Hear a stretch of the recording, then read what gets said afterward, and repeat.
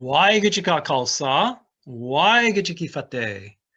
It's been nearly 2 months or so since this olive branch investigation was published, which clearly shows from hundreds of accounts that Yogi Bhajan was a sexual predator and that he abused his students.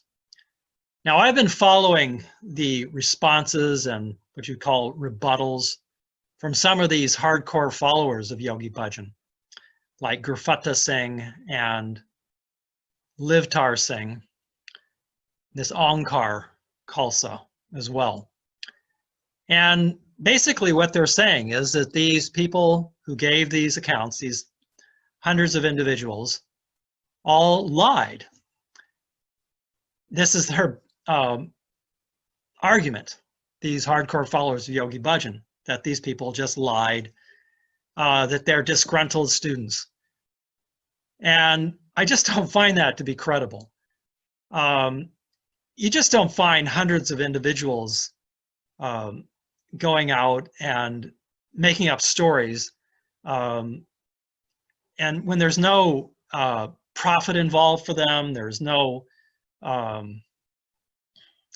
gain, apparent gain that they can get from it. It's just a big hassle, really. I know I didn't lie when I gave my account to the olive branch about abuses that I saw. So I really don't accept the rebuttals from these hardcore followers of Yogi Bhajan. I will put links to some of their rebuttals in the description to this video, so you can read them for yourselves. But again, I just don't find them to be any kind of legitimate rebuttal or argument against this investigation. They're saying the olive branch investigation was not legitimate, blah, blah, blah. This is just a smokescreen. It's just trying to distract people from the facts that Yogi Bhajan did abuse his students. I've known about this for years now, and read many accounts that have come out in forums like the Wacko World of Yogi Bhajan. And the accounts that were described in the Olive Branch report, they parallel many of the experiences that I had, and the language that they give for Yogi Bhajan speaking and kind of his actions parallels what my experience was when I was with him for 30 some years. So I definitely think that these accounts are credible. So what does this leave us with?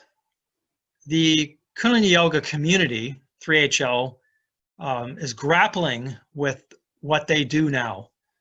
And so I've listened to some very good accounts by some former followers, and particularly a scholar, religious studies, this Philip Deslep, who's studied Yogi Bhajan and his Kundalini Yoga, the history of it, and he's talked to many individuals who have practiced Kundalini Yoga. He even practiced Kundalini Yoga himself.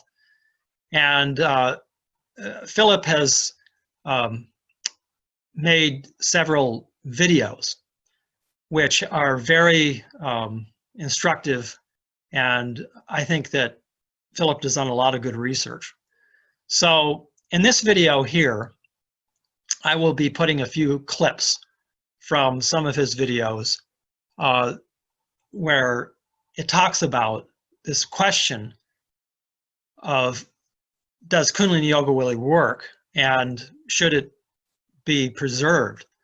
And we're talking about Yogi Bhajan's unique form of Kundalini Yoga that he took and copy and pasted from different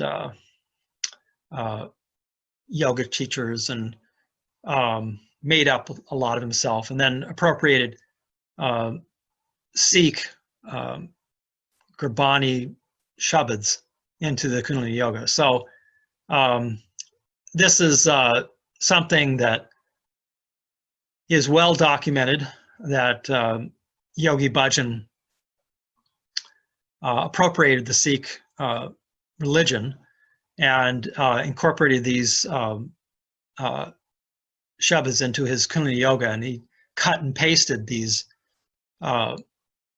Sikh shabdas and put them in the Kundalini yoga. So this is something that is against Sikhi, and that as a Sikh, I'd like to see change. So anyway, Philip Islep talks about how does this Kundalini yoga really work of Yogi Bhajan's. And then I've also put some comments from other former followers at the end of this video. There's screenshots of them, and you can read that about how they say that it's really impossible to separate Yogi Bhajan's teachings from his yoga. It's pretty much integrated. And so this question of whether 3HO and Kundalini Yoga practitioners, Kundalini Research Institute, can continue to do Yogi Bhajan's yoga and somehow get rid of the Yogi Bhajan's images and things like that. I think that these people, these scholars and these former followers and others have concluded, myself included, have concluded that it cannot be done. It just all got to be dismantled, and all you're really left with, if you take away Yogi Bhajan's teachings, are just exercises which you can get the same effect by doing some other kind of heavy exercise or some other kind of yoga. So listen to this video here, these few clips of Philip Islep, and then, like I said, I'll put the links to the rest of his videos at the bottom here, the description to this video. You can read them. Okay, thank you for your time. Waheguru Ka Khalsa, Waheguru Ki Fateh. Right. I think the thing that I always come back to is when people talk about Kundalini Yoga, they always like to say the phrase, but it works. But it works. And I think you have to look at both of those words. What's the it and what's the works?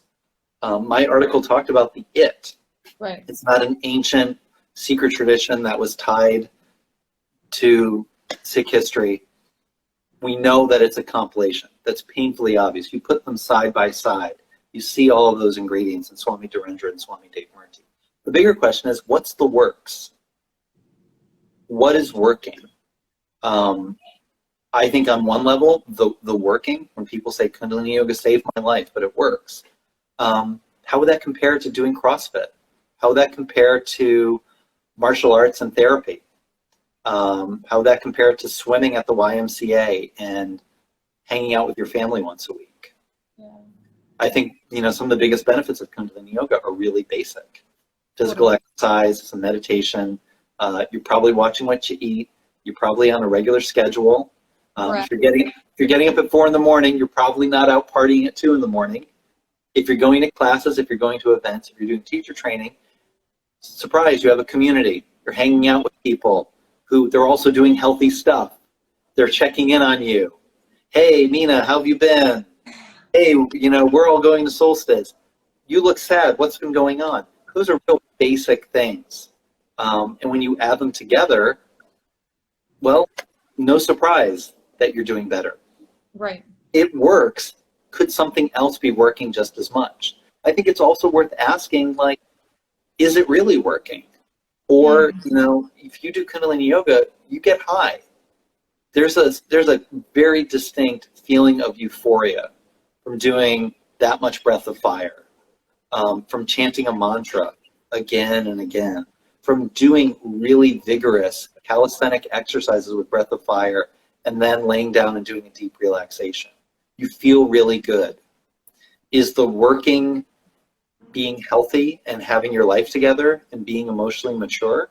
Or is the working feeling good. I don't cite Pope John Paul II very often, Mina, but there was I think it was a papal encyclical on the New Age, and I think it was John Paul II, and they made a very, astute criticism of the New Age, of like, just because something makes you feel good, just because something gives you a good body and you feel great, that doesn't mean that it's holy. It doesn't mean that it's spiritual.